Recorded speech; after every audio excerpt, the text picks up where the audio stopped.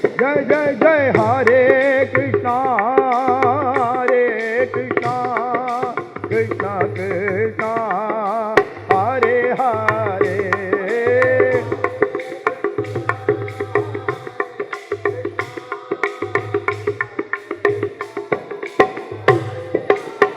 जय बोल हरे राम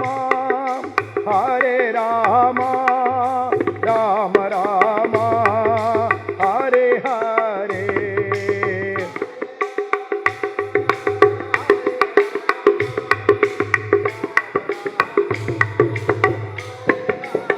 जय जय जय हरे कृष्णा कृष्णा कृष्णा हरे हरे।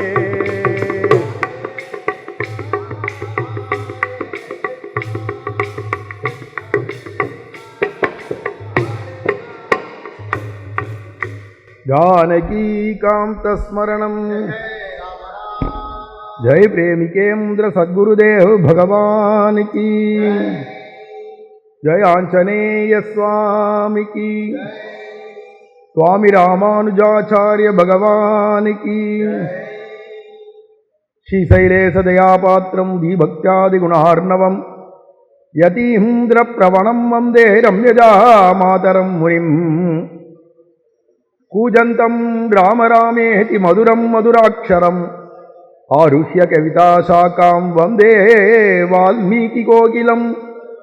वाल्मीकेर्मुनिसिंहस्य कवितावनचारिणः शृण्वन् रामकथानाथं को न याति पराङ्गतिम्।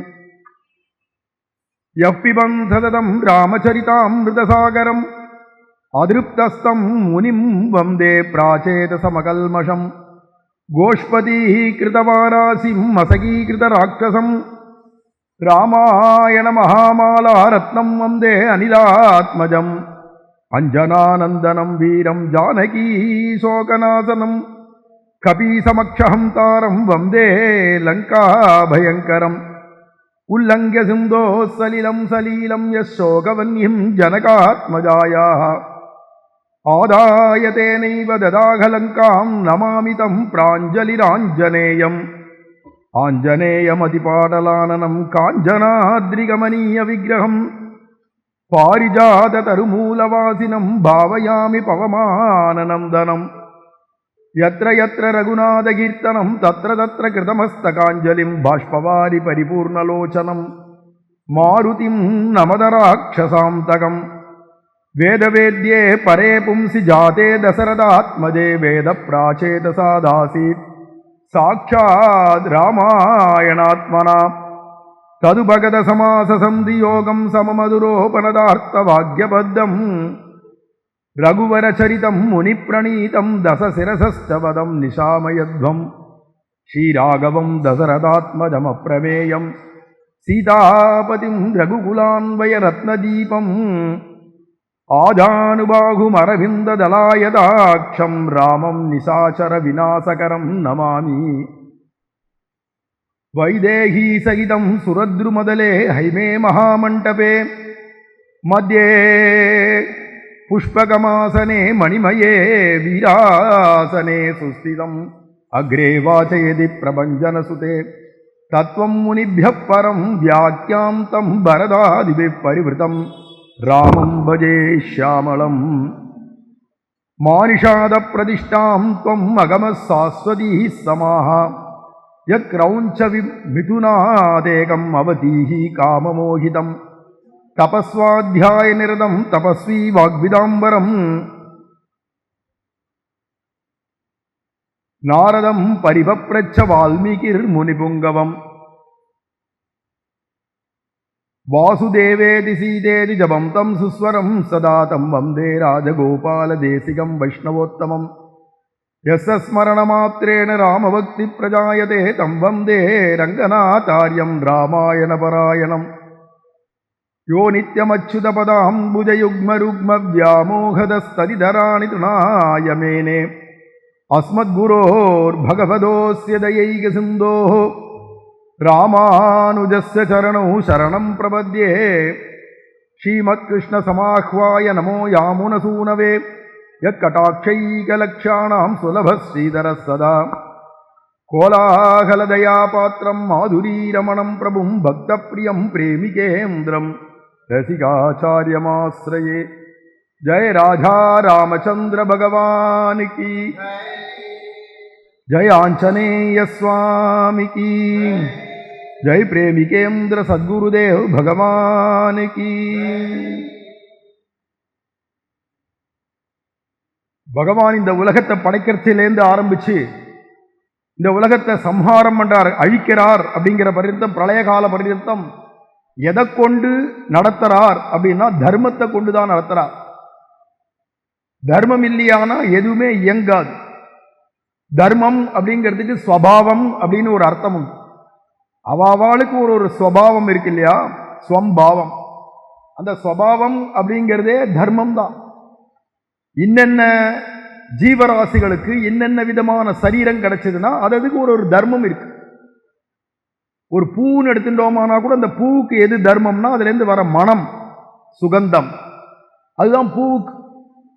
சூரியனுக்கு எது தர்மம் அப்படின்னா அது ஒளி வீசர், அங்கேருந்து பிரபாவானா இருக்கு, பிரபைய அப்படியே சூரியன்லேருந்து ஒளி கற்றைகள் அப்படியே வருது, அது அதுக்கு தர்மம். அப்படிங்கிறது போல ஒவ்வொரு பிராணிகள் எடுத்துட்டாலும் பிராணிகளுக்கோ அதுலேருந்து ஜீவர்கள் அமீபாவிலேருந்து ஆரம்பிச்சு புழு பூச்சிலேருந்து ஆரம்பிச்சு பிரம்மா வரைக்கும், அது தேவசரீரமா இருக்கட்டும், அசுர யோனியா இருக்கட்டும், ராட்சசாலா இருக்கட்டும், பேய் பிசாசுகளா இருக்கக்கூடியதான சில வர்க்கங்களா இருக்கட்டும், அதுக்கு கீழே இருக்கக்கூடிய மனுஷாலா இருக்கட்டும், இதை மாதிரி எடுத்து பார்த்தோம்னா எல்லா விதமான யோனிகள்ல கீழே இருக்கிற புழு பூச்சிகள் எல்லாத்துக்குமே அததுக்கு ஒரு தர்மங்கள் இருக்கு.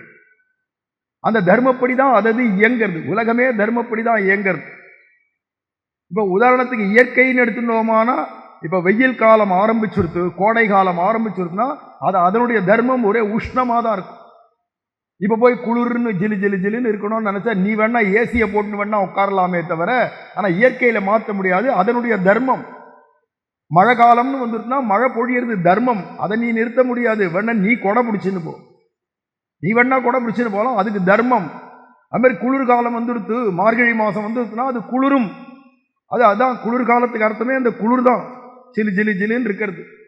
அதை நீ மாற்றிக்க முடியாது. நீ வேணா ஸ்வெட்டர் போட்டுக்கோ, நீ வேணா ஒன்று வேணா அதுலேருந்து காப்பாற்றிக்கிறதுக்கோ மாற்றிக்கிறதுக்கு வேணா நீ பண்ணிக்கலாமே தவிர, சாதனத்தை தேடலாமே தவிர, அததுக்கு ஒரு தர்மம் இருக்கு. காலத்துக்கு தர்மம் இருக்கு, இயற்கைக்கு தர்மம் இருக்கு. அந்த தர்மம் அப்படிங்கிறது உலகத்தில் ஒன்று இருக்கு. ஆனா அவாவா இருக்க வேண்டிய தர்மப்படி அவாவா இல்லையானா அதை இருக்கும்படியா பண்றதுக்காக தான் சாட்சாது பகவான் ஸ்ரீமன் நாராயணன் பூமியில அவதாரம் பண்ணி முதல்ல மனிதர்களை மனித தர்மத்தோட வாழும்படிக்கு காட்டுறதுக்காக அவதாரம் பண்றார். கீதையிலேயே பகவான் சொல்றான், தர்ம சம்ஸ்தாபனார்த்தாய சம்பவாமி யுகே யுகே. லோகத்துல தர்மத்தை ஸ்தாபிதம் பண்றதுக்காக யுகந்தோறும் நான் அவதாரம் பண்றேன் அப்படிங்கிறார். ஏன்னா தர்மங்கள் அப்பப்போ க்ஷீணிச்சு போறது, தர்மம் நிலகுலைஞ்சு போயிடுறது. யதா யதாஹி தர்மஸ்ய கிளானிர் பவதி பாரதா அபியுத்தானம் அதர்மஸ்ய ததாத்மானம் சிருஜாம்யகம். எப்பப்பெல்லாம் தர்மம் க்ஷீண தசை அடையிறதோ, அதர்மம் தலைவிரிச்சு ஆடுறதோ, அப்பெல்லாம் என்ன நானே பிறப்பிச்சுப்பேன் அப்படின்னு சொல்றாரு இல்லையா. அப்ப பகவான் அவதாரம் பண்றதெல்லாம் முதல்ல மனிதனை மனித தர்மத்தோட வாழ வைக்கணும். தர்மத்தை பத்தி சாட்சாது வேதம் சொல்றது, தர்மம் சரா அப்படின்னு வேத வாக்கியமே இருக்கு. தர்மத்தின்படி நீ வாழ் அப்படின்னா மனிதனுக்குன்னு ஒரு தர்மம் இருக்கு. அந்த தர்மம் அவாவா அதிகாரிகளுக்கு ஏற்ற மாதிரி, மனிதர்களே அதிகாரிகளுக்கு ஏற்ற மாதிரி தர்மமும் மாறுறது. தர்ம சூக்ஷ்மங்கள் வேற இருக்கு. இதெல்லாம் தெரியப்படுத்துறதுக்காக சாஸ்திரத்தை கொடுத்தான் பகவான். சாஸ்திரயோ நித்வாத் அப்படின்னு வேதமாகிய சாஸ்திரம் கொடுத்தான். ஒரே அந்தகாரமான இருட்டுல ஒரு தீபத்தை ஏற்றி எல்லா பொருளையும் காட்டுறது மாதிரி மானம் பிரதீபமிவ பரம காருணிகோ ததாதி அப்படின்னு சொல்லும்படியா பகவான் எல்லாம் வெளிச்சத்தை காட்டுறதுக்கு சாஸ்திரம்ன்றதான ஒரு தீபத்தை நமக்கு கொடுத்தான். அந்த சாஸ்திரம்ன்ற தீபத்தை வச்சுட்டு பார்த்தாதான் எல்லாம் பிரகாசமா புரியும். பேர்பட்டதான சாஸ்திரம் நமக்கு கொடுத்திருக்கார் அப்படின்னு பகவான் அந்த சாஸ்திரத்துல சொன்னது எதெல்லாம் உன்னை செய்ன்னு சொல்லியிருக்கோ அதெல்லாம் தர்மம்னு அர்த்தம். எதெல்லாம் செய்யாதே அப்படின்னு சொல்லியிருக்கோ அதெல்லாம் அதர்மம், அதுலேருந்து நம்ம விலகணும் அப்படிங்கிறதுக்காக தான் பகவான் சாஸ்திரத்தை கொடுத்து பார்த்தா. சாஸ்திரத்திலே நீ வா புரிஞ்சுக்கல அப்படிங்கச்சே பகவான் தானே வைகுண்டத்தை விட்டு இறங்கி வரான். தெக்த வைகுண்ட வாசாய, வைகுண்டத்தில் இருக்கிற ஆனந்தத்தை கூட பகவான் திறந்துட்டு சம்சாரிகளுக்கு மத்தியில இப்பேற்பட்டதான கண்டதே காட்சி கொண்டதே கோலம்னு ஓடின்னு இருக்கிற ஜனங்களுக்கு மத்தியில தானும் மனுஷர்க்காய் படாதனப்பட்டுன்னு ஆழ்வார் சொல்றது மாதிரி மனுஷனாகவே அவதாரம் பண்ணி தர்மத்துக்காகவும் சத்தியத்துக்காகவும் எப்படியெல்லாம் தானே இருந்து காட்டணும் அப்படிங்கிறதுக்காக பகவான் அவதாரம் பண்ணார்.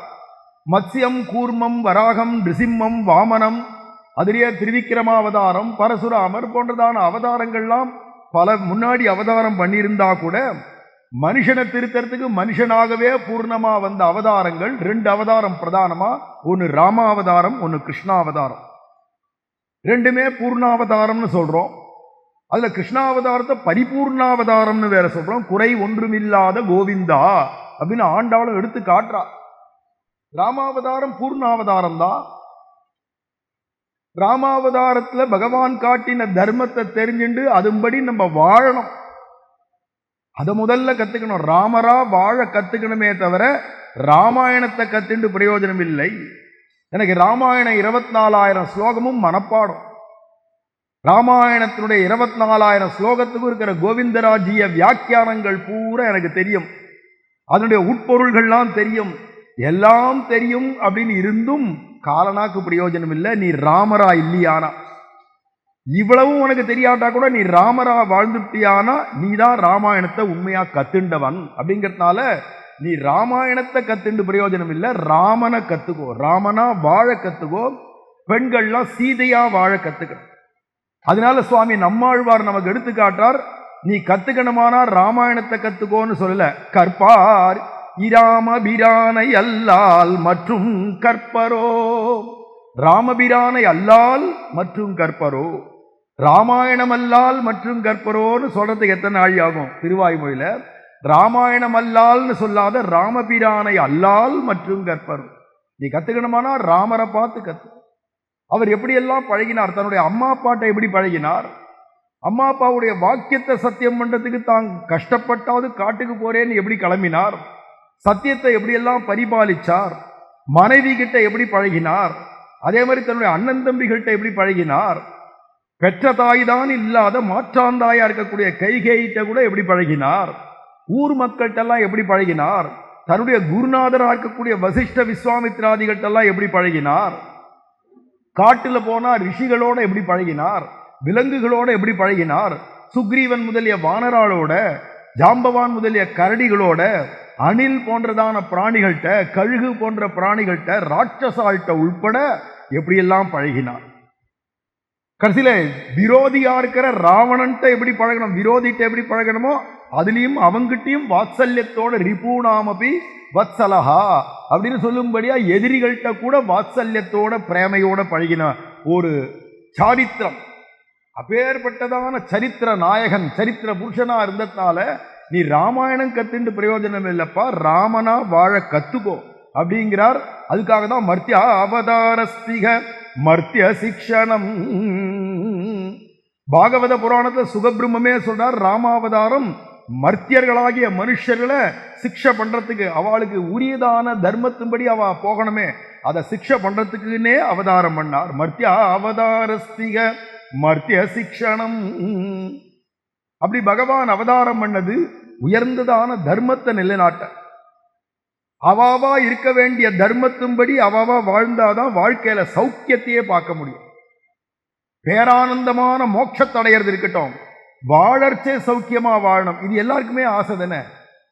கோவிலுக்கு போறச்சே கூட அவ எல்லாரும் என்ன பிரார்த்தனை பண்ணிக்கிறான்னா சௌக்கியமா வாழணும், சுகமா இருக்கணும் அப்படின்னு தான் எல்லாரும் பிரார்த்தனை பண்ணிக்கிறா. யாருமே வாழ்க்கையில எனக்கு துக்கம் வரட்டும், ஆபத்து வரட்டும், விபத்து வரட்டும், கஷ்டங்கள் வரட்டும், வியாதி வெக்கைகள் வரட்டும் நான் போய் பிரார்த்தனை பண்ணிப்பா. எல்லாரும் சுகமா இருக்கணும், சுகமா இருக்கணும், சௌக்கியமா இருக்கணும் அப்படின்னு ஆசைப்படுறா இல்லையா? சௌக்கியமா இருக்கிறதுக்கு என்ன வழினா, நீ உன்னுடைய தர்மப்படி நீ இருந்தியானா ஆட்டோமேட்டிக்கா உனக்கு சுகம் வரும். அதனால தர்மம் அப்படிங்கிறது சர்வேஷாம் சுகசாதனம் ஹி பரமம் யஸ்ய பிரமாணம் ஸ்ருதிஹி. சிஷ்ய அண்ணா சொல்றாருங்க, எல்லாருக்கும் சுக சாதனம், சௌக்கியமா இருக்கிறதுக்கு வழி தர்மம். இந்த தர்மத்தை எதை கொண்டு நம்ம தெரிஞ்சுக்கிறோம்னா எஸ்ய பிரமாணம் ஸ்ருதிஹி, இதுக்கு பிரமாணம் வேதம் தான். வேதத்துல எதெல்லாம் செய்யின்னு சொல்லியிருக்கோ அதை தர்மம்னு முன்னாடியே சொல்லிட்டோம். எதெல்லாம் செய்யாதே அப்படின்னு சொல்றதோ அதெல்லாம் அதர்மம்னு அர்த்தம். இப்ப சத்தியம் வதா, சத்தியத்தையே பேசு, சத்தியத்தின்படி நட அப்படின்னாலே அசத்தியம் மாவதா அப்படின்னு அசத்தியத்தை பேசாதே அப்படிங்கிறது ஆட்டோமேட்டிக்கா நீ புரிஞ்சுக்க வேண்டிய விஷயம். ஏன்டா நான் சத்தியத்தையே பேசுனா அப்ப அசத்தியத்தை பேசாத, பொய் பேசாதே அப்படிங்கிறத எங்க புரிஞ்சு போயிடுறது. மாத்ரு தேவோ பவா அப்படின்னா மாதாவை தெய்வமா நினைன்னு சொல்லிச்சவே மாதா கிட்ட ஒரு தெய்வத்திட்ட பழகிற மாதிரி தான் பழகணுமே தவிர அல்லாத விதமா பழகக்கூடாது அப்படிங்கிறது அங்க தெரிஞ்சுக்கலாம். ஆட்டோமேட்டிக்கா தெரியுது எதிர்மறை என்னன்னு புரியுது. அப்ப வேதத்துல நேர்மறையா சொல்லியும் உபதேசம் பண்ணும், எதிர்மறையா சொல்லியும் உபதேசம் பண்ணும். மாமாகும் சீஹி, யாரையும் ஹிம்சை பண்ணாதே அப்படின்னு சொல்றது வேதம். அப்ப அதுல இருந்து என்ன, ஹிம்சை பண்ணாதே அப்படிங்கச்சேவே அப்ப எல்லாருக்கும் ஹிதத்தை தான் நீ பண்ணணும், அஹிதத்தை பண்ணக்கூடாது அப்படிங்கிறது புரியுது. எதிர்மறையா சொல்லியும் திருத்தும் வேதம், நேர்மறையா சொல்லியும் திருத்தும் வேதம். ஆனா இது எப்படிறான்னா அப்படியே ராஜா போடுற ஆர்டர் மாதிரி தான். ராஜசம்ஹிதா அப்படின்னு சொல்லுவா வேதத்தை. அது சொல்லிடுத்துன்னா சொன்னதுதான், அதை மாற்றக்கூடாது, மாற்ற முடியாது, மாத்துறதுக்கு ரைட்டு கிடையாது யாருக்கும். வேதம் சொல்லியாச்சுன்னா கேட்டே ஆகணும். வேத வாக்கியம்னா அப்பேற்பட்டது வேதம். எல்லாத்துக்கும் பிரமாணம், எல்லா தர்மங்களுக்கும் பிரமாணம் வேதம். இப்ப உதாரணத்துக்கு சொல்றேன், இப்ப ஒரு தர்மம் நடக்கிறது இங்க ஆஸ்திக சபாவில், ஒரு தர்மம் நடக்கிறது இங்க வீனஸ் கால். என்ன தர்மம் நடக்கிறதுனா ராமாயணம் உபன்யாசம் அப்படிங்கிற ஒரு தர்மம். நீங்கள்லாம் உபன்யாசம் கேட்கறதுங்கிற தர்மத்தை பண்றேன், உபன்யாசம் பண்றதுங்கிற தர்மத்தை நான் பண்ணிட்டு இருக்கேன். இப்ப நம்ம எல்லாமா சேர்ந்து கூடியிருந்து இங்க ஒரு தர்மத்தை செய்யறோம். இதுக்கு வேதத்துல பிரமாணம் இருக்கா அப்படின்னா இருக்கு. சுவாத்தியாய பிரவச்சனே ஏ வேதி நாகோ மௌத்கல்யா தத்தி தபஸ்தத்தி தபஹா. சுவாத்தியாயம் அப்படின்னா கார்த்தால வேளை பண்ற பாராயணம். பிரவச்சனம் அப்படின்னா இந்த மாதிரி உபன்யாசம், சாயங்கால வேளை பண்ற உபன்யாசம். இதை ஒழுங்கா முறைப்படி ஒருத்தன் பண்ணிட்டு வந்தா அதுதான் அவனுக்கு தபசு அப்படிங்கிறது வேதம். தபசுனா ஏதோ கடுமையா உடம்பெல்லாம் வாட்டிண்டு பண்றது இல்ல. கார்த்தால பாராயணம் சத்கிரந்தத்தை, சாயங்காலம் ஆச்சுன்னா இந்த மாதிரி உபன்யாசம். இப்ப நீங்கள்லாம் உபன்யாசம் கேட்கறதே உங்களுக்கு தபசு, இப்ப உபன்யாசம் பண்றதே எனக்கு தபஸ். புரியுறது இல்லையா? இந்த விஷயத்துல சோம்பேறித்தனப்படாதே, சோம்பேறித்தனமே வேண்டாம். இதுல எங்களை போல இருக்கிறவாளுக்கு சொல்றது, உங்களை போல இருக்கிறவாளுக்கு சொல்றது. ஏன்னா சுவாத்தியாய பிரவச்சனாபியாம் ந பிரமதி தவ்யம். சுவாத்தியாய பிரவச்சனங்கள்ல சோம்பல் அடையாது. உபன்யாசம் கேட்கறதுல நீங்களும் சோம்பேறித்தனப்படக்கூடாது, உபன்யாசம் சொல்றதுல நானும் சோம்பேறித்தனப்படக்கூடாது. இதுக்கெல்லாம் மேல சொல்றது உங்களுக்கும் எனக்கு என்ன உறவுங்கிறது கூட வேதமே சொல்றது. இந்த பிரவச்சனகும் சந்தானம், இந்த உபன்யாசம் தான் கேட்கிறவாளையும் சொல்றவாளுக்கும் ரெண்டு பேரும் சேர்த்து விடுறது, ஒரு உறவை ஏற்படுத்துறது. உபன்யாசம் சுவாமி பண்றா, நம்ம போகணும். அது என்னது அப்படின்னா அது ஒரு பாசம் வந்துடும். கேட்க கேட்க கேட்க உபன்யாசம் கேட்க கேட்க சொல்ற வாழ்க்கையே பாசம் வந்துடும். அதே மாதிரி சொல்ற வாழ்க்கை கேட்கிற வாழ்க்கையே ஒரு பாசம் வந்துடும். நேற்று வந்தார், அவர் இன்னைக்கு வந்துட்டார், அப்புறம் என்னடா 4-5 நாளா வரார். இந்த வருஷம் வரைச்சே வந்தார், அடுத்த வருஷம் வந்தாலும் திருப்பி வந்து உட்காந்துக்க, பரவாயில்லையே. அப்புறமா என்ன சௌக்கியமா அப்படின்னு விசாரிக்க ஆரம்பிச்சுவோம். அப்புறமா என்னடா உறவு ஏற்பட்டுரும், உறவேல் நமக்கு இங்கு ஒழிக்க ஒழியாதுன்னு.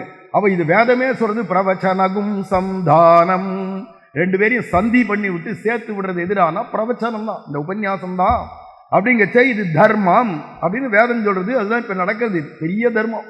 இருக்கிற தர்மங்கள்லயே பெரிய பெரிய யாகங்கள், பெரிய பெரிய ஹோமங்கள், யஜ்ஞங்கள், யாகங்கள்னு என்னென்ன பண்றோமோ அதெல்லாம் காட்டிலும் உயர்ந்தது ஞான யஜ்ஞ பரம் தபா. பகவானே சொல்றான், இருக்கிறதே உயர்ந்த யஜ்ஞம் ஞான யஜ்ஞம். இந்த ஞானத்தை கொடுத்து ஞானத்தை வாங்கிக்கிறோம் இல்லையா, இதுதான் உயர்ந்த யாகம்.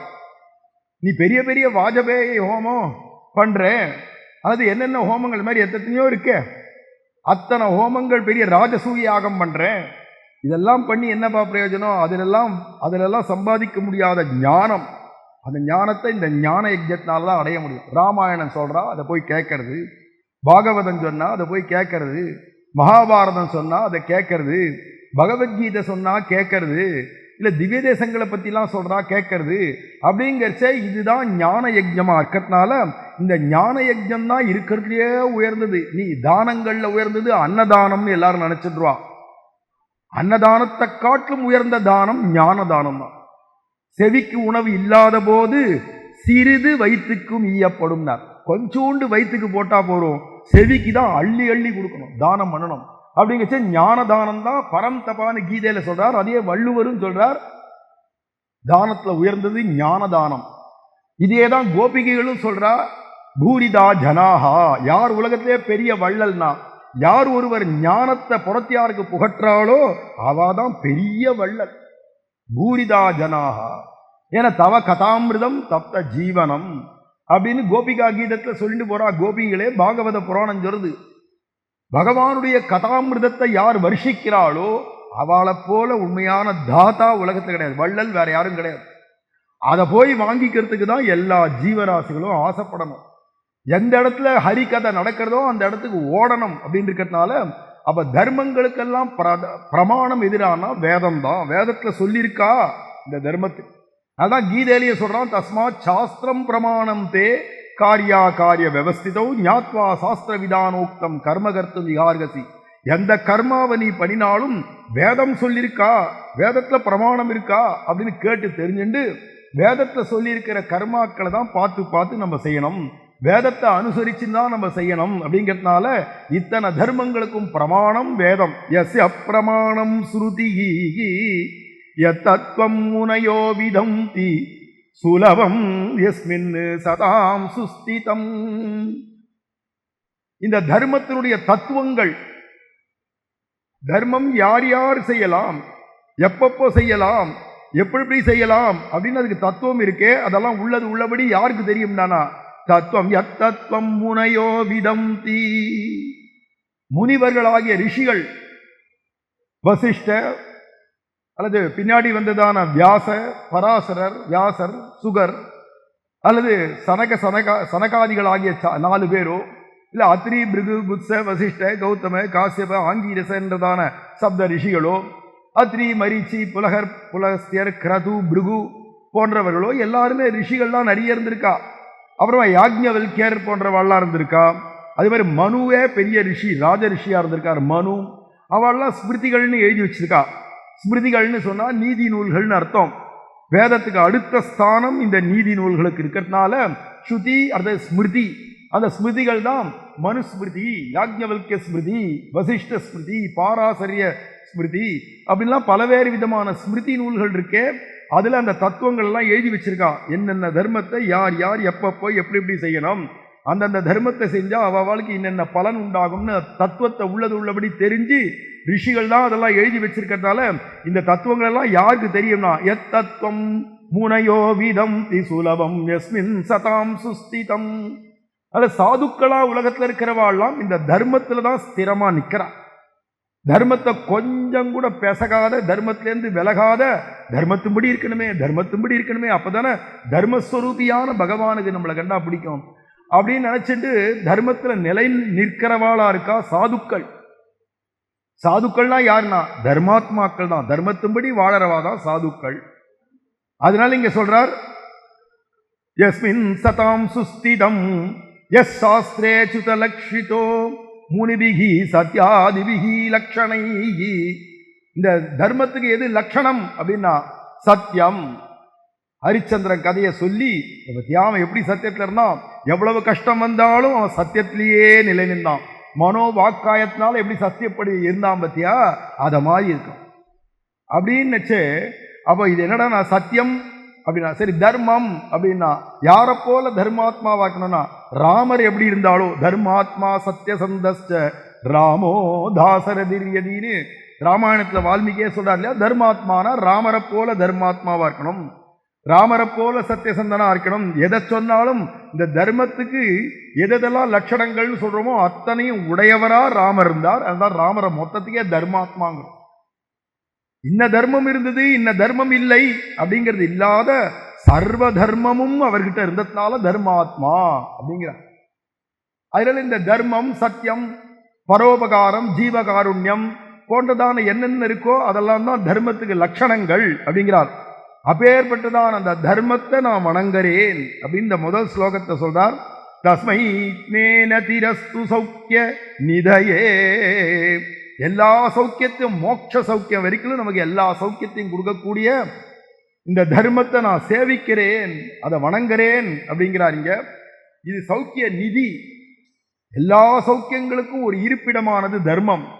அந்த தர்மாய சத்போஷனே, சாதுக்களாகிய நம்மளெல்லாம் போஷிக்கக்கூடியது தர்மம். நீ தர்மத்தின்படி இருந்தியானா தர்மம் உன சமயத்தில் தலை காக்கும். தர்மோ ரக்ஷதி ரக்ஷிதா, சமயத்தில் தலை காக்குன்றாலே. ஏண்டா நான் தர்மப்படி நீ இருந்தியானா, அந்த தர்மம் ஆச்சரணையில் இருந்துதானா உனக்கு அந்த தர்மம் சமயத்தில் வந்து காப்பாற்றுமா இருக்கிறதுனால அந்த தர்மத்தை உலகத்தில் காட்டி கொடுத்து அதுபடி தானும் நடந்து எல்லாரும் அதுபடி நடக்கும்படியா செய்யறதுக்கு தான் ராமாவதாரம் பிரதானமா பகவான் பண்றார். அதனால பகவான் கீதையில சொல்லச்சவும் கிருஷ்ணாவதாரத்தை தர்ம சம்ஸ்தாபனார்த்தாய, தர்மத்தை சமயக்கு ஸ்தாபனம் பண்றதுக்கு, வெறுமன ஸ்தாபனம் சொல்ல, சமயக்குன்னு நன்றாக தர்மத்தை ஸ்தாபிதம் பண்றதுக்கு தான் நான் அவதாரங்கள் பல பண்ணிட்டே இருக்கேன் அப்படின்னு கீதையில சொல்றார்.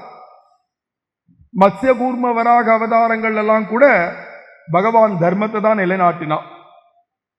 மத்யாவதாரம் கூர்மாவதாரம்னு எங்க இருந்தாலும் பகவான் தர்மத்தை தான் நிலைநாட்டியிருக்கான். ஏன்னா தர்மத்துக்கு பிரமாணம் வேதம் தானே.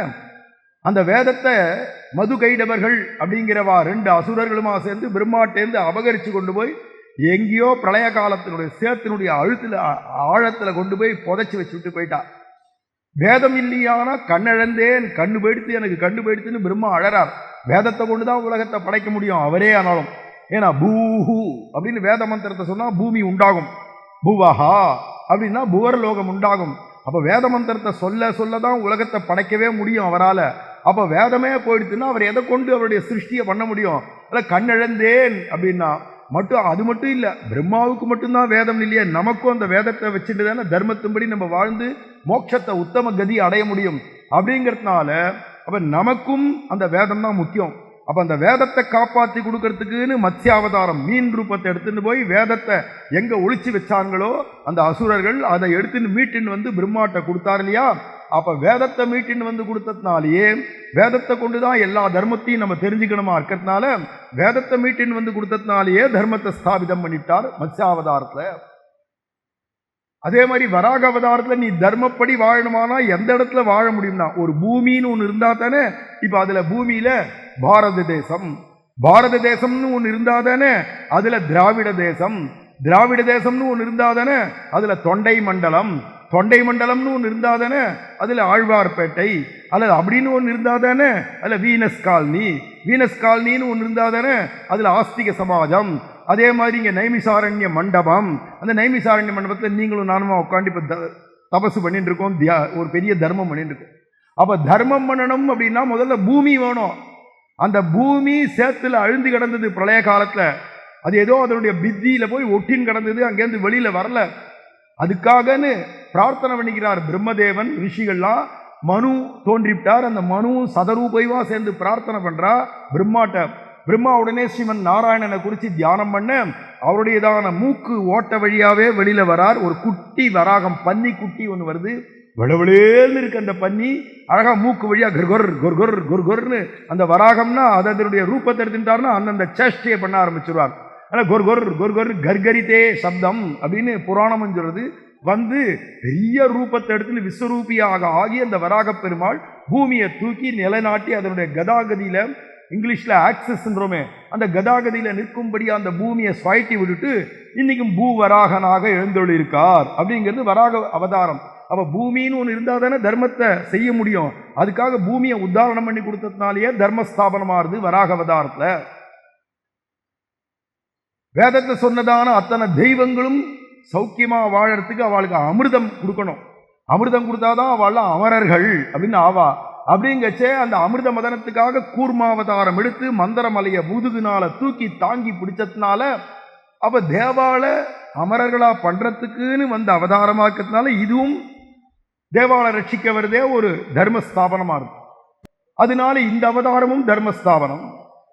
தர்மப்படி வாழக்கூடிய ஒருவனை அதர்மமா இருக்கிறவன் ஹிம்சை பண்றான். யாருடானா இரண்யகசிபு. தர்மத்தின்படி வாழக்கூடிய பிரகலாதனாகிய தன்னுடையவே குழந்தை, 5 வயசு குழந்தை, படாத பாடுபடுத்துறான். அந்த குழந்தைய அழிக்கணும்னு பார்க்கறான், கொலை பண்ணணும்னு பார்க்கறான். ஏன் என்ன குற்றம் பண்ணிவிட்டான் அந்த 5 வயசு குழந்தைன்னா, அவன் பண்ணது ஒரு குற்றமும் இல்லை, நாராயணான்னு சொல்றான். தான் புள்ள வாய் நிறைய நாராயணான்னு சொல்றது பிடிக்கல. இங்க நம்ம திருவல்லிக்கேணியில இருக்கக்கூடிய தெள்ளிய சிங்க பெருமாளை பாடுறார். அப்படி பாடச்சேவே, பள்ளியில் ஓதி வந்த தன் சிறுவன் வாயிலோர் 1000 நாமம் ஒள்ளியவாகி போத ஆங்கதனுக்கு ஒன்றுமோர் பொறுப்பிலானாகி பிள்ளையை சீறி வெகுண்டு தூண் புடைப்ப பிறையை சணல் விழிப்பேழ்வாய் தெள்ளிய சிங்கமாகிய தேவை திருவல்லிக்கேணி கண்டேனே. அந்த தெள்ளிய சிங்கமாகிய அழகிய சிங்கர், அந்த அழகிய சிங்கமாகிய பெருமாளை எங்க பார்த்தேன்னா திருவல்லிக்கேணியில பார்த்தேன் அப்படின்னு திருமங்கையாழ்வார் பாடுறார். அப்ப அந்த கதையை சொல்லச்சவே, பள்ளியில் ஓதி வந்த தன் சிறுவன். இப்பதான் பாடசாலையில கொண்டு போய் சண்டாமர்கருடைய பாடசாலையில கொண்டு போய் இரண்யகசிபு சேர்த்திருக்கான். 5 வயசு குழந்தை பாடசாலையில கொண்டு போய் படிக்கிறதுக்குன்னு விட்டுருக்கான். அவன் என்ன குற்றம் பண்ணானா? குற்றமே பண்ணல. வாயிலோர் 1000 நாமம், சகஸ்ரநாமத்தையும் வாயில சொல்லிட்டே இருக்கான். ஓர் 1000 நாமம் அப்படின்னா விஷ்ணு சகஸ்நாமத்துக்கு சமமான இன்னொரு சகஸ்நாமமே கிடையாது உலகத்துல. ஏன்னா அந்த விஷ்ணு சகஸ்நாமத்தை சொன்னவர் பீஷ்மாச்சாரியார், அதை எழுதினவர் வியாசாச்சாரியார். அதுவும் மகாபாரதத்துல பாரதோ பஞ்சமோ வேதா, அந்த 5வது வேதமா சொல்லக்கூடிய மகாபாரதத்துல சொல்லக்கூடியதான விஷ்ணு சகஸ்நாமம். அந்த விஷ்ணு சகஸ்நாமத்துக்கு அப்புறமா பல தெய்வங்களுக்கு சகஸ்நாமம் சகஸ்ரநாமம்னு ஏற்பட்டிருக்கும். ஆனாலும் ஓர் 1000 நாமம் விஷ்ணு சகஸ்நாமத்துக்கு சமமானது இன்னொரு சகஸ்நாமம் இல்லாதனால ஆழ்வார் அதை காட்டுறார். ஓர் 1000 நாமம் வாயில், எப்ப பாரு வாய் நிறைய விஸ்வம் விஷ்ணுர் ஷட்காரோ பூத பவ்ய பவத் பிரபுன்னு ஆரம்பிச்சு சகஸ்நாமத்தை சொல்றதும் அதுல முக்கியமா 1000த்துள் ஒன்று நீர் பேசுமினேன்னு இந்த 1000 நாமங்களையும் சேர்த்து வச்சு முக்கியமான நாமம் எதிரானா நாராயணா அப்படிங்கிற நாமம் தான். அந்த நாராயண நாமத்தை அனவரதமும் ராப்பகலா அகண்டமா சொல்லிட்டு இருக்கான். நள்ளிருள் அளவும் பகலும் நான் அழைப்பன்னு. அப்படி நாராயணா என்னும் நாமம் நிறைய திருமங்கையாழ்வார் ராத்திரியும் பகலும் சொல்லிட்டு இருக்கிற குழந்தை அது நாராயணான்னு சொல்றதுங்கிற ஒரு சாத்திரம், ஒரு கோபத்தினால அந்த குழந்தைய தலையை சீவிடுவேன், நீ சொல்ற பொருள் வெளில வரலையானா அப்படின்னு வெகுண்டு தூண் புடைப்ப அந்த தூணை போட்டு ஓங்கி ஒரு குத்து விட, சத்தியம் விதாதும் நிஜ பிருத்யபாஷிதம் வியாப்திஞ்ச பூதேஷு அகிலேஷு சாத்மனா அதிருஷ்யதாத்யத்புத ரூபமுத்வகன்னு ஸ்தம்பே சபாயாம் ந மிருகம் ந மானுஷம். ஸ்ரீமத் பாகவத புராணத்துல சுகபிரம்மம் சொல்றார், அந்த சத்தியத்தை இங்க இருக்காம்பா, இந்த தூண்ல இருக்கான், சத்தியமா அந்த தூண்ல இருக்கான் அப்படின்னு ஒரு 5 வயசு குழந்தை சத்தியம் சத்தியம் பகவான் இருக்கிறது சத்தியம்னு சொன்னதுக்கு, அந்த வாக்கியத்தை சத்தியம் பண்றதுக்குன்னு அந்த சபையில ஸ்தம்பத்திலேருந்து ந மிருகம் ந மானுஷம், மிருகமும் இல்ல மனிதனும் இல்லாத நரசிங்கமாக தோன்றி அந்த விநாசாயச்ச துஷ்கிருதான துஷ்டனாகிய ஹிரண்யகசிபு வதம் பண்ணி தர்மாத்மாவா இருக்கக்கூடிய சாது ஜனமா இருக்கக்கூடியதான நம்முடைய பிரகலாதனை காப்பாத்தின அவதாரமாக்கத்தினாலேயே இங்க தர்ம சம்ஸ்தாபனம் ஆறுது. பரசுராம அவதாரத்துல விநாசாயச்ச துஷ்கிருதான துஷ்டர்களை ஒழிக்கிறதுக்குன்னே எடுத்த அவதாரம். கையில கோடாரி எடுத்தார், பிராமணனா பிறந்து ரிஷி குமாரனாக அவதாரம் பண்ணியிருக்கார் பரசுராமனா. ஜமதக்னி முனிவருடைய பிள்ளையாக அவதாரம் பண்ணி சர்வதா க்ஷமை விட்டவன் அப்படின்னு மெனக்கண்டு பரசுராமரை பத்தி வியாக்கியானத்துல சுவாமி பெரியவாச்சான் பிள்ளை சாதிக்கிறார். சர்வதா க்ஷமை விட்டவன பொறுமையை விட்டுட்டாராம் இந்த அவதாரத்தை. பொறுமைன்ற குணமே வேண்டாம், எவனை பார்க்கிறவனெல்லாம் கோடாரியால கழுத்த சீவு அப்படின்னு கழுத்த சீவினார் அப்படின்னு. ஏன் அப்படின்னா பரசுராம அவதாரத்துல ஒரே ஒண்ணுதான், விநாசாயச்ச துஷ்கிருதாம், துஷ்டால ஒழிக்கிறதுக்குன்னே எடுத்த அவதாரம். துஷ்டர்களை ஏன் ஒழிக்கணும்னா சாதுக்களை வாழ வைக்கணுமே. சாது ஜனத்தை நலியும் கஞ்சனை சாதிப்பதற்கு ஆதியம் ஜோதி உருவை அங்கு வைத்து இங்கு பிறந்த வேத முதல்வன் அப்படின்னு சொல்லும்படியா அப்படி சாது ஜனங்களை காப்பாற்றணுமே, சம்ரட்சணம் பண்ணணுமே, அதுக்காக பகவான் அங்கேந்து அவதாரம் பண்ணினான் அப்படின்னு சொல்லப்படுறது. அப்பேற்பட்டதான பகவான் ஒவ்வொரு அவதாரத்திலும் தர்ம சம்ஸ்தாபனார்த்தாய அப்படின்னு இருக்கிறதுனால அந்த தர்மத்தை ஸ்தாபிதம் பண்றதுக்குன்னே எடுத்த அவதாரம் ஒவ்வொரு அவதாரமே. இந்த அவதாரங்கள்லாம் ஏகதேசம் ஸ்தாபிதம் பண்ணார். அப்ப ஏகதேசமான சில விஷயங்கள்ல தர்மத்தை ஸ்தாபிச்சார்னு வருது. ஆனா ராமாவதார கிருஷ்ணாவதாரத்தை தான் எல்லா விதமான தர்மங்களையும் ஸ்தாபிக்கப்படியா பண்ணது. இந்த தர்மத்தை ஸ்தாபிச்சா இந்த தர்மத்தை ஸ்தாபிக்கல அப்படின்னு சொல்ல முடியாதபடி சர்வவிதமான தர்மங்களையும் ஸ்தாபிதம் பண்ணார் அப்படின்னு இருக்கு. அப்படி எல்லா விதமான தர்மங்களையும் ஸ்தாபிதம் பண்ணது அப்படிங்கிறது ராமாவதாரத்திலையும் கிருஷ்ணாவதாரத்திலையும் பரிபூர்ண அவதாரங்கள். அதுல ராமாவதாரம் அப்படின்னா இந்த ராமாவதாரத்தினுடைய கதையை இப்ப என்னத்து கேட்கணும்? இந்த ராமாயணத்தை கேட்டு என்ன பிரயோஜனம்? அதுவும் இந்த ராமாவதாரம் ஏதோ இப்போ ஒரு நூற்றாண்டுக்குள்ளால் நடந்த கதையா, இல்ல ஒரு 1000 வருஷத்துக்குள்ளால் நடந்த கதையா, இல்ல ஒரு 10,000 வருஷத்துக்குள்ளால் நடந்த கதையானா 17 லட்சம் வருஷத்துக்கு முன்னாடி ராமர் இருந்தார் அப்படின்னு இதிகாச புராணங்களும் சொல்றது. இப்ப இருக்கக்கூடிய விஞ்ஞானிகளும் நிரூபணம் பண்றா. இப்ப இருக்கிற விஞ்ஞானிகள் எப்படி நிரூபணம் பண்றான்னா, நம்ம தமிழ்நாட்டில் இருக்கிற உலக மகா அதிசயமான ராமர் போட்ட பாலம் இருக்கு. ராமர் போட்ட பாலம் இருக்குல்ல, சேது சமுத்திரம், அந்த சமுத்திரத்துல இருந்து லங்கை வரைக்கும் போட்ட பாலம் இருக்கே, இது உலக மகா அதிசயம். இது ஒரு மனுஷ சாத்தியம் இல்லை அப்படிங்கச்சே அப்பேற்பட்டதான சிரமசாத்தியமான சேது சமுத்திரத்தை, அந்த சேது கரையை பகவான் இந்த கரையிலேருந்து போட்டானே, அந்த சேது பாலத்தை இப்ப சமீப காலத்தில் நம்ம அரசியல்வாதிகள் எல்லாமா சேர்ந்து அதை உடைக்கணும் அப்படின்னு ஆசைப்பட்டு ஒரு 500 கோடி ரூபாய் செலவழிச்சா. எவ்வளோ? 500 கோடி. அது போராது, கடைசியில் மிஷின் உடைஞ்சு போச்சு. சரி, திருப்பி ஒரு 500 கோடி போடு. 1000 கோடி ரூபாய் செலவழிச்சு மிஷின் உடைஞ்சதே தவிர பாலத்தை ஒன்னால அழிக்க முடியல. காரணம், நீ போட்டதில்லை, நான் போட்டதில்லை, இன்னைக்கு இருக்கிற சிவில் இன்ஜினியர்லாம் போட்டதில்லை. ஸ்வயம் பகவானே சாட்சியா நின்றுண்டு ஆஞ்சநேய பிரபிருதிகளாகிய வானரால் அத்தனை பேரும் குரங்குகள் மலையை நூக்க குளித்து தான் புரண்டிட்டோடி தரங்க நீர் அடைக்கலுற்ற சலமிலா அணிலும் போலேன்னு தொண்டடிப்படி ஆழ்வார். அத மாதிரி வானராலும் ஒரு அணில் பாகவதரும் எல்லாருமா சேர்ந்து போட்டு பாலம் அமைச்சிருக்கா. அது எந்த லோகத்து கல்லோ, எப்பேற்பட்டது? உன்னால உடைச்சிட முடியுமா? இத வெளிநாட்டவர்கள்லாம் இந்த கல்லு மிதக்கிற கல்லா இருக்கே, எந்த கல்லையும் தண்ணீர்ல போட்டா அது உள்ள மூழ்கி போயிடுமே, இது மட்டும் எப்படி மிதக்கிறதுன்னு ரிசர்ச் பண்ணி பார்த்து கடைசியில் அவள்லாம் சொல்றா, இந்த கல்லை பத்தி நமக்கு புரியல, ஆனா இந்த பாலம் போட்டு 17 லட்சம் வருஷம் இருக்கும் அப்படின்னு இவ கண்டுபிடிச்சு சொல்றா. நம்மளுடையதான இதிகாச புராணத்தின்படி இப்ப 5126வது வருஷம், இப்ப கலியுகம் தோன்றி 5126வது வருஷம் குரோதி வருஷம் இப்ப வரப்போகுது. இப்ப சித்திர மாசம் பிறந்தா 5126வது வருஷம். இது கலியுகம் தோன்றி ராமர் இருந்தது திரேதாயுகத்துல மத்தியமத்துல. துவாபரயுகம் எத்தனை வருஷம் மொத்தம்னா 8,70,000 வருஷம். துவாபரயுகமே 8,70,000 வருஷம். அத மாதிரி 2 மடங்கு திரேதாயுகம் அப்படின்னு எடுத்தோம்னா 17 லட்சம் வருஷத்துக்கு முன்னாடி. அதுல நடுவுல இருந்தார்னா அங்க ஒரு 8 இங்க ஒரு 8னாலே 16 லட்சத்துக்கு மேல போயிடும்.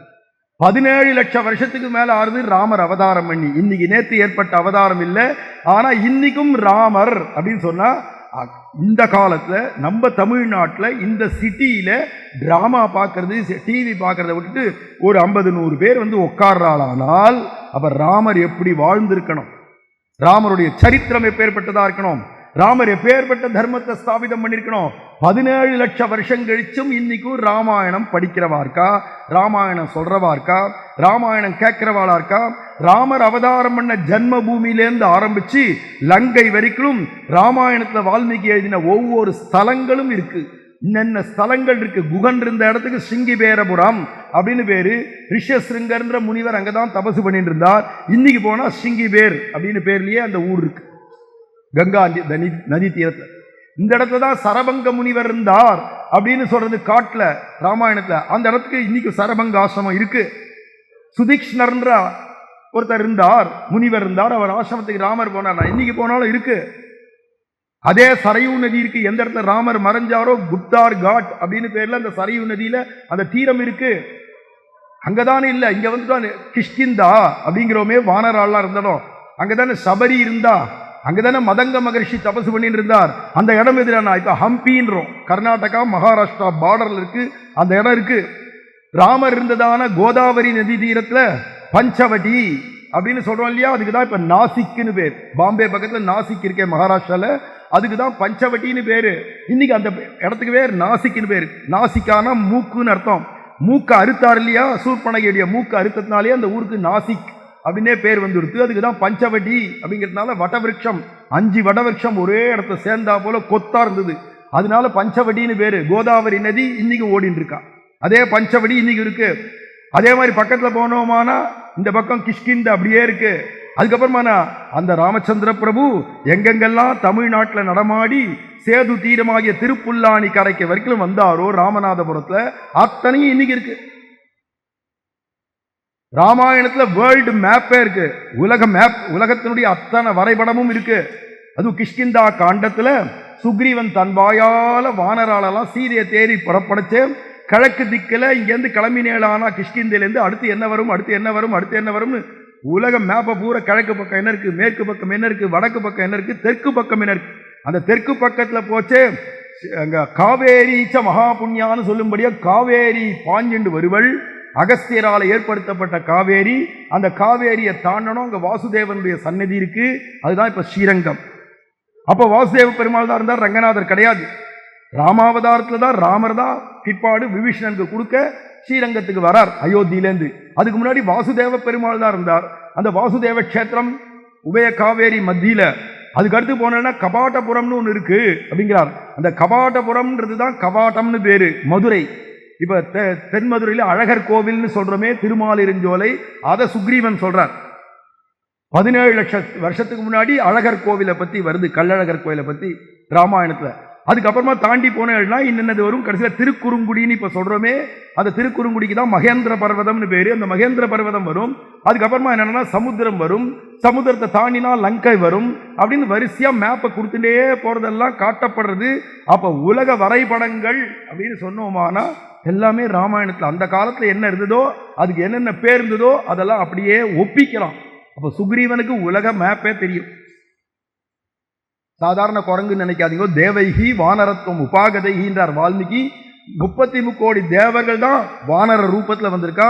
ஏன்னா வேதவேத்யே பரே பும்சி ஜாதே தசரதாத்மதே, வேத வேத்தியனா இருக்கக்கூடிய ஸ்ரீமன் நாராயணனே எப்போ தசரதற்கு பிள்ளையாக அவதாரம் பண்ணிவிட்டாரோ, அப்ப வேத வேத்தியனான பரபிரம்மே பூமியில மனுஷனா பிறகுச்சே, நீங்கள்லாம் தேவாள் தானே, போங்கடா எல்லாரும் வானராளா அப்படின்னு பிரம்மதேவன் சொல்ல, அவன் நரன், நீங்கள்லாம் வா நரன், போங்க எல்லாரும். வால் உள்ள நரம் கேழ்ந்து இப்படி நடக்கும், குரங்குகள் இப்படி நடக்கும், வாலியும் இழுத்துண்டு. அப்ப மனுஷனாட்டம் நடமாடுறதே மனித குரங்கே இருக்கே, சிம்பான்சிலாம் இருக்கு, மனுஷ குரங்கெல்லாம் இருக்கே, கொரில்லாலாம் இருக்கே, எத்தனை ஜாதி இருக்கு குரங்குல. அப்ப அதுகள்லாம் என்னடனா 2 காலோட நடக்கிறதே மனுஷனாட்டம். அதுல வால் உள்ள மனுஷனுக்கு வானரன் அப்படின்னும், வால் இல்லாததுக்கு நரன் அப்படின்னு பேரு. நரன் நரோவா வா நரோவா அப்படின்னு வா. இப்போ வால் உள்ள மனிதன், வால் இல்லா மனிதன் அப்படிங்கிற பகவானே மனுஷனை மதிச்சு வந்து பிறக்கிறான்பா.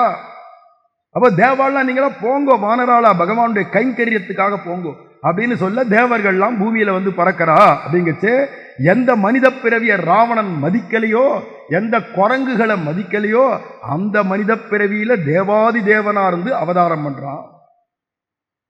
தேவன்னு சொன்னாலே ஸ்ரீமன் நாராயணனுக்கு தான் பேர். மற்றவெல்லாம் தேவர்கள் இருக்காளே, நான் பேர் தான் தேவர், ஔபச்சாரிகம்னு பேர், உபச்சாரத்துக்கு சொல்றதான். ஏன்னா வேதத்தை சொல்லிச்சேவே, அதுவும் உபனிஷத் சூக்தங்கள்ல சொல்லிச்சேவே, வேதத்துல சகஸ்ரசீரிஷம் தேவம் விஸ்வாட்சம் விஸ்வசம்புவம் விஸ்வம் நாராயணம் தேவம் அக்ஷரம் பரமம் பதம் அப்படிங்குச்சே. தேவம் அப்படிங்கிறது நாராயணனை தான் குறிக்கிறது. அதனால்தான் எல்லாருக்கும் தேவர்கள் தேவர்கள்னு சொல்லிட்டான் 33 கோடி பேருக்கும்.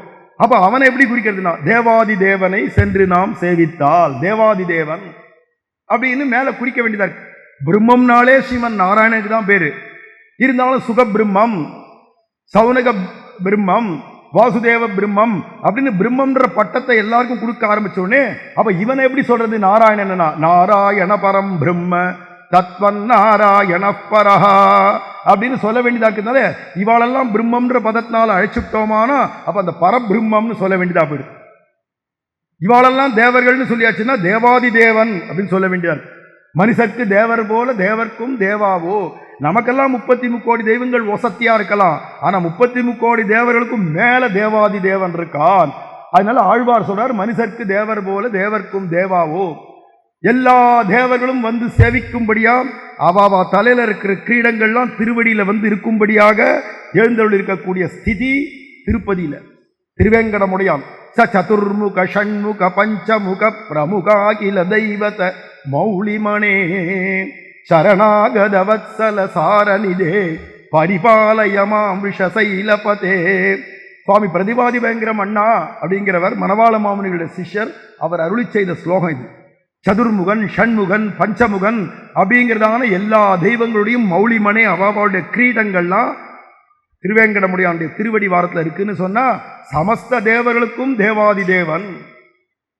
அப்ப அவன் தான் பரபிரம்மம். அந்த பரபிரம்மம் மனுஷனா வந்து பிறந்து ஒவ்வொருத்தரையும் மதிக்கிறான். முதல்ல வினயம் வேணுமே. படிப்புனால் என்ன காலனாக்கு பிரயோஜனம் இல்லை. படிப்பெல்லாம் நீ லௌகீகத்துல படிச்சாலும் சரி, பாரமார்த்திகத்துல படிச்சாலும் சரி, வித்யா வினயேன சோபதி.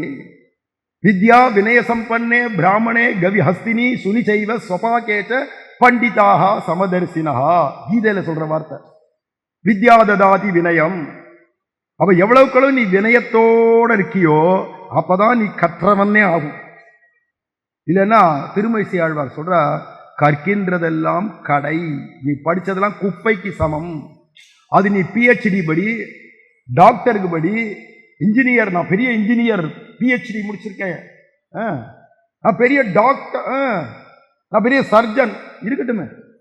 இல்லை நான் பெரிய பேரிஸ்டர் இருந்துட்டு போ, பெரிய ஜட்ஜு இல்லை, நான் எல்லாத்தையுமே படிக்க வேண்டியதெல்லாம் எம்பிஏ படித்தேன், அதுக்கு மேலே அதை படித்தேன், இதை படித்தேன், அப்படியே சர்டிஃபிகேட்டாக வாங்கி வச்சேன், எல்லாத்தையும் கோல்டு மெடலாக வாங்கி வச்சேன், எல்லாத்தையும் வெள்ளி மெடலாம் வாங்கியிருக்கேன், அதை வாங்கினேன், இதை ஒன்றும் நாக்க வழிக்க கூட உபயோகம் இல்லைடா பயலே.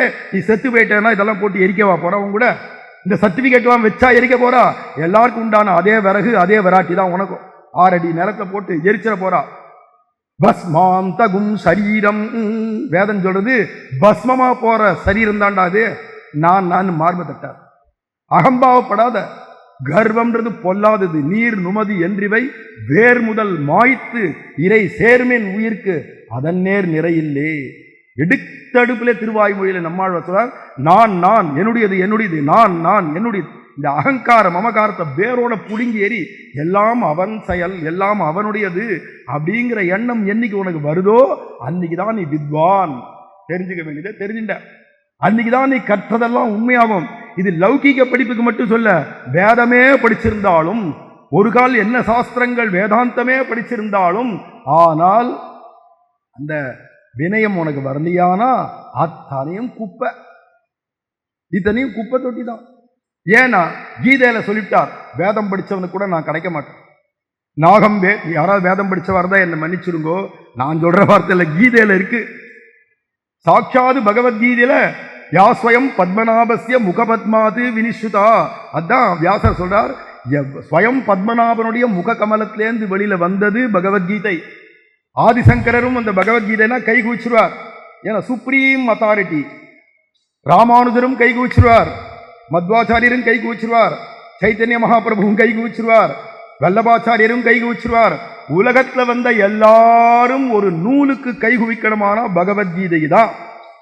பகவத்கீதா கிஞ்சித் அதீதா கங்கா ஜலலபி கணிகா பீதா அப்படின்னு ஆதிசங்கரர் பஜகோவிந்தன் சொல்றார் இல்லையா. பகவத்கீதை தெரியாத ஒரு சனாதன தர்மத்தில் இருக்கிறவனா ஒரு ஸ்லோகம் கூட தெரியலன்னா என்ன பண்ணணும்? கடைசிபட்ச சர்வதர்மான் பரித்தேஜன்ற சரம ஸ்லோகமாவது தெரிஞ்சிருக்கணும். கிஞ்சித் அதீதானர் பூரா 700 ஸ்லோகமும் தெரியணும்ன்ற அவசியம் இல்லடாப்பா. பூரா உனக்கு 18 அத்தியாயமும் நொற்று ஆகணும், வியாக்கியானத்தோட தெரிஞ்சுக்கணும்ன்ற அவசியம் இல்லை. பாஷையெல்லாம் தெரியணும்ன்றது கிஞ்சித். அப்ப அந்த மாயவன் ஓதிய நூல், அந்த மாயவன் ஓதியதான அந்த நூல் இருக்கே, அந்த கல்லாதார் அதெல்லாம் தெரிஞ்சுக்கலன்னா என்ன பிரயோஜனம்? இந்த பகவத்கீதை தெரிஞ்சுக்கலன்னா என்ன பிரயோஜனம்? அந்த பகவத்கீதையில பகவான் சொல்றான், நான் அகம் வேதைகி, வேதம் படிச்சு விட்டவாளுக்கெல்லாம் நான் கிடைக்க மாட்டேன், அதெல்லாம் புண்ணியம். ஏன்னா சர்வ வேத பாராயண புண்ணியம் லபதே, எல்லாம் புண்ணியம். சர்வ வேத பாராயணமும் அது புண்ணியம். புமாம்சம் நயதீதி புண்ணியா. ஒரு மனுஷனை நயத்தி நல்ல கதிக்கு எடுத்துன்னு போறது, அதனாலதான் அதுக்கு புண்ணியம்னு பேரு. புண்ணியம்ன்ற சொல்லுக்கே அர்த்தம் தான். உன்னை உத்தம கதிக்கு எடுத்துன்னு போறதுன்னா சொர்க்கம் வரைக்கும் எடுத்துன்னு போகும், பிரம்மலோகம் வரைக்கும் கூட கொண்டு போகும். வேதம் படிச்சவாளை பிரம்மலோகம் வரைக்கும் போகும், ஆனா பிரம்மத்தினுடைய லோகமான வைகுண்டத்துக்கு கொண்டு போய் சேர்க்காது. ஏண்டானா வேதம் படிச்சுட்டு கர்வம் இருந்தா பிரயோஜனமே இல்லையா, அது ஒரு புண்ணிய கர்மா தானே. அதுல கீதையில சொல்லிட்டான், நான் அகம் வேதைகி.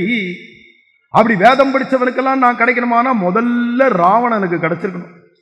ராவணன் 4 வேதமும் அத்தியனம் பண்ணுவன், பூர்ணமான சதுர்வேத. இல்ல இரண்யகசிபுக்கு தெரியாத வேதமா? இரண்யகசிபுவும் பூர்ணமா வேத அத்தியனம் பண்ணவன். எத்தனை பேர் அந்த மாதிரி இருந்திருக்கா? வேத அத்தியனம் பண்ணவாளுக்கெல்லாம் பகவான் கிடைக்கிறது இல்ல, தேவாதி லோகங்கள் கிடைக்கும். பிரம்மலோகம் வரைக்கும் எது கிடைச்சாலும் கீழே புண்ணியே மத்தியலோகம் விசந்தி. கீதையில சொல்றான், நீ உன் புண்ணியம் முடிஞ்சு போச்சுன்னா மறுபடியும் பூமியில வந்து பிறக்க வேண்டியதான். அப்படியா? வேதம் படிச்சா கூடயா? வேதத்தை ஒசத்தியா சொல்லினா? வேதம் ஒசத்தி தான். அது மூலமாத்தான் நீ பிரம்மமாகிய வைகுண்டத்துக்கும் போக முடியும், பிரம்மமாகிய வைகுண்ட லோகத்தையும் அடைய முடியும். அல்லது அந்த வேதத்தை கொண்டு நீ ஒரு கால் கர்வப்பட்டுட்டியானா, நான் இவ்வளவும் படிச்சிருக்கேன் கர்வப்பட்டுட்டியானா, க்ஷீணே புண்ணியே, உன் புண்ணியங்கள்லாம் க்ஷீணமாகி மர்த்தியலோகம் விசந்தி, பூமியில வந்து விழுந்துருவாய். பிரயோஜனப்படாது.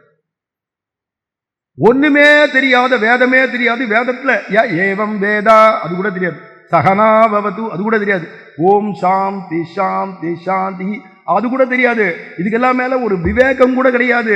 இதை செய்யலாம் இதை செய்யக்கூடாதுன்னு கூட தெரியாது.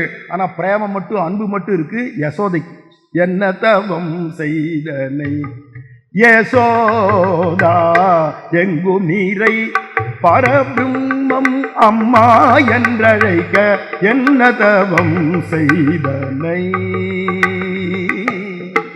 ஹிந்தியில நஹின்னு சொல்லிட்டா இல்லைன்னு அர்த்தம். என்ன தவம் செய்த? நை, ஒன்றும் கிடையாது. அவள்கிட்ட ஒரு தபசு கிடையாது, ஒரு தியானம் கிடையாது, ஒரு ஜபம் கிடையாது, ஒரு பாராயணம் கிடையாது, ஒரு வேத தியானம் கிடையாது, சௌச்சாசௌச்சங்கள் தெரியாது, ஆச்சாரமும் இல்லை, அறிவொன்றும் இல்லாத ஆய்குலத்து. அறிவு இல்லை, அறிவு ஒன்றில்லை, அறிவு ஒன்றும் இல்லை. சூப்பர்லேட்டிவ் டிகிரியில பேசுற ஆண்டாள். அவனோ குறை இல்லை, குறை ஒன்றில்லை, குறை ஒன்றும் இல்லைன்னு அவனோ சூப்பர்லேட்டிவ்ல இருக்கான். இவாளும் சூப்பர்லேட்டிவ்ல இருக்கா. அவன் மேருமலை மாதிரி உயர்ந்து நிற்கிறான், இவ அதள பாதாளமா இருக்கா.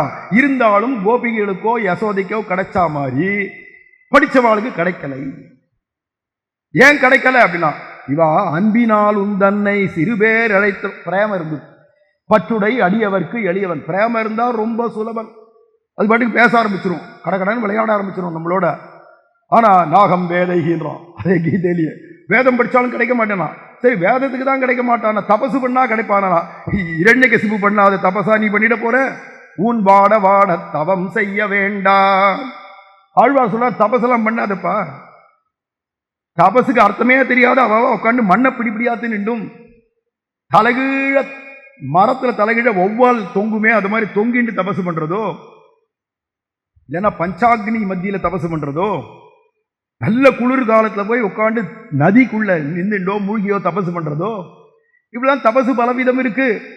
சரகலை சாப்பிட்டு காஞ்ச இலைகளெல்லாம் சாப்பிட்டு தபசு பண்றது, சாப்பிடாத வாயு பக்ஷணம் பண்ணிட்டு காத்த பிராணாயாமம் பண்ணி உள்ள கும்பகம் பண்ணிட்டு அப்படியே பல வருஷங்கள் தபசு பண்றது, மூச்சை விடாத. மூச்சு விடலன்னா உயிர் போயிடுமே, அவனுக்கு உயிர் போல.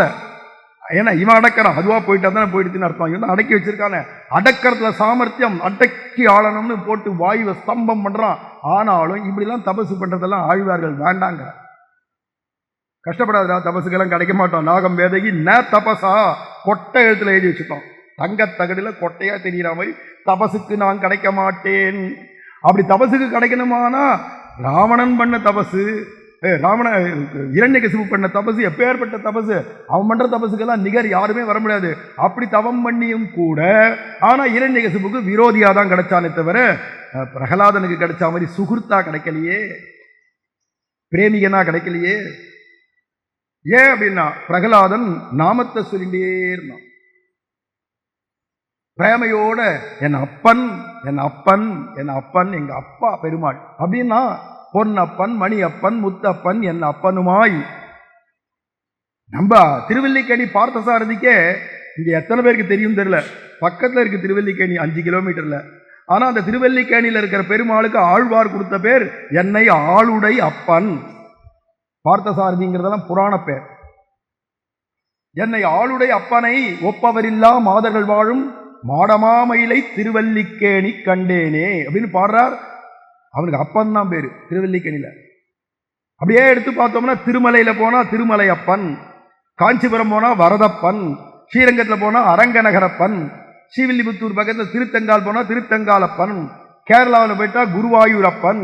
எங்க பார்த்தாலும் அப்பன் அப்பன் அப்பன்னே பேர் இல்லையா?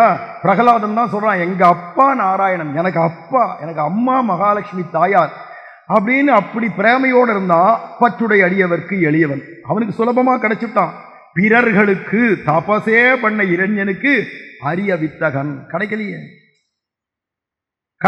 இரண்யகசிபுக்கு அவ்வளவு தபசு பண்ணானா? உண்மையா பார்த்தா வேதம் இந்த தபசை பண்ண சொல்லல. உங்களை வேதமும் இந்த தபசை பண்ண சொல்லல. கார்த்தால விழுந்த வேலையில இருந்தா பிரபு நாராயணா உன் கிருபையினால ஏதோ 4 படிக்கிறேன், பாராயணம், சத்கிரந்தத்தை எடுத்து பாராயணம் பண்ற அப்படின்னு ராமாயணமோ பாகவதமோ பாரதமோ வேதமோ ஏதாவது ஒன்று கார்த்தால பாராயணம் பண்ணணும். அந்த பாராயணமும் விலைக்கு விற்கிற பாராயணமா இருக்கக்கூடாது. அந்த பாராயணம் எதுக்கு பண்றோம் அப்படின்னா விலைக்கு விற்கிற பாராயணம் இல்லை, இவ்வளவு ரூபாய் கொடுத்தாதான் அப்படிங்கிறது இல்லை. அது என்னடா ஆத்ம லாபத்துக்காக பாராயணம் பண்ணுவோம். சாயங்கால வேளையில பிரவச்சனம் பண்ணோம், உபன்யாசம் பண்றது அப்படின்னு. இந்த உபன்யாசம் பண்றதையும் ஒரு நிஷ்டையோட பாராயணம் பண்றது, இது 2 யாருக்கு இருக்கோ அவளுக்கு தான் தபஸ் இருக்கிறார். அதனால வேதமே சொல்லுது, சுவாத்தியாய பிரவச்சனே ஏவேதி நாகோ மௌத்கல்யா தத்தி தபஸ் தத்தி தபஹா, அதுதான் தபஸ். அப்ப சுவாத்தியாய பிரவச்சனம் அப்படிங்கிறது 2மே ஒவ்வொருத்தருக்கும் அதுதான் தபசு. அப்ப அந்த தபசு அப்படிங்கிறது வேதம் சொல்றது வேற, இவா பண்ற தபசு வேற. உடம்ப போட்டு வரிச்சிண்டு வாட்டிண்டு அந்த தெய்வத்தை உக்கிரமா தபசு பண்றேன்னு பண்ணி அதை பிடிச்சி வசம் பண்ணிட்டு இன்ன வரனை கூடுன்னு கேட்டுவாங்க. இதுக்கெல்லாம் நான் கிடைக்க மாட்டேன். இந்த உக்கிரத்துக்கும் இதுக்கெல்லாம் நான் கிடைக்க மாட்டேன்பா. எங்கிட்ட பிரேம தான் உனக்கு கொள்ளையான அன்பு இருக்கா? அன்பில் அன்றி ஆழியான யாவர்கான வல்லரே அன்பே தகலியா ஆர்வமே நெய்யாக அப்படிங்கிறதுனால பிரேமைக்கு கிடைப்பேனே தவிர வேற எது இருந்தாலும் நான் கிடைக்க மாட்டேன். நான் அகம் வேதைகி ந தபசா ந தானேன, நீ நிறைய அள்ளி அள்ளி தான தர்மம் பண்ற அப்படிங்கிறதுனால நான் கிடைச்சிருவேன்னு நினைக்காத. ஆனானப்பட்ட கர்ணனை போல ஒருத்தர் தாத்தா கிடையாது, வள்ளல் கிடையாது. கர்ணனுக்கு கிடைக்கலையே. இதோபர்ரா இப்பதான்டா தேரை தூக்கிட்டு இருக்கான், ஏ அர்ஜுனா எடு பானத்தை, தலையை பார்த்து கொய்து எடுத்து எரி அப்படின்னா உடனே அர்ஜுனன் எடுத்தான், அம்ப தொடுத்தான், போயிட்டான். இவ்வளவு தர்மம் பண்ணான், தானம் பண்ணினானே கர்ணன்னா விரோதியாதான் இருக்கான் பகவான். அர்ஜுனனுக்கு தான் நிக்கிறான். அர்ஜுனன்ட்ட என்ன இருந்ததுன்னா தர்மம் இருந்தது. அவன் என்னடா தாத்தாவா இருக்கலாம், வள்ளலா இருக்கலாம், ஆனா போய் சேர்ந்த இடம் துஷ்ட சங்கம். வாழ்க்கையில துஷ்ட சங்கம் வராத பார்த்துக்கணும். இந்த ராமாயணம் நமக்கு காட்டுறது ஒரே ஒரு கூனி எங்கேந்தோ வந்தா இந்த தசரதனுடைய குடும்பமே சின்ன பின்னம் நடுத்தெருவுக்கு வந்துருக்கு ஒரு கூனினால.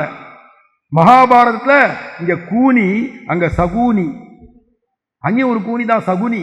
அவன் ஒருத்தன் வந்தான், குடும்பமே போச்சு. கௌரவாள் குடும்பமே நாசம். பாண்டவாள் சொல்லல, கௌரவா குடும்பமே நாசம். அவளை நாசப்படுத்தணும்னே காந்தார தேசத்துல இருந்தான். அந்த காந்தார தேசத்துக்கு தான் இப்ப ஆப்கானிஸ்தான் பேர். அங்கேருந்து வரவா எப்படி இருப்பாங்க? ஆப்கானிஸ்தானே 2 இருக்கு. காந்தார தேசம் அப்படின்னும் கேகே தேசம்னு. அந்த கேகே தேசத்திலேருந்து வந்தவ தான் கூனி, கைகேயோட வேலைக்காரியா வந்தா. ஆப்கானிஸ்தானத்திலேருந்து ராமாயண காலத்துல வந்தா ஒத்தி, ஆப்கானிஸ்தான்லேருந்து மகாபாரத காலத்துல ஒருத்தன் வந்தா. 2 பேரும் இங்க குடும்பத்தையே சின்னாபின்னப்படுத்தினவா. இன்னைக்குதான் ஆப்கானிஸ்தானை கண்டா பயப்படணும் இல்லை, அந்த காலத்திலேருந்து புரிஞ்சுக்கணும். இதிகாசம் காட்டுறது நமக்கு அந்த ஆப்கானிஸ்தான் 2ஆ பிரிஞ்சு இருக்கும். அந்த காலத்துல காந்தார தேசம், இப்பவும் காந்துகார் அப்படிங்கிறதா அதுக்கு தலைநகரம் ஆப்கானிஸ்தான். காந்தார தேசம். அங்கேருந்து வந்த ராகம் தான் காந்தாரம். காந்தாரம்ன்ற ராகத்துல பாடுறோமே அந்த பண்ணு. காந்தார தேசத்து குதிரைகள், சிந்து தேசத்து குதிரைகள் ஃபேமஸ் ரொம்ப அந்த காலத்துல. அப்போ அந்த காந்தார தேசத்திலேருந்து வந்த ஒரு துஷ்டை ஒத்தி வந்த வாழ்க்கையில ஒரு க்ஷணமா இருந்தாலும் துஷ்ட சங்கத்தை இடமே கொடுக்காத.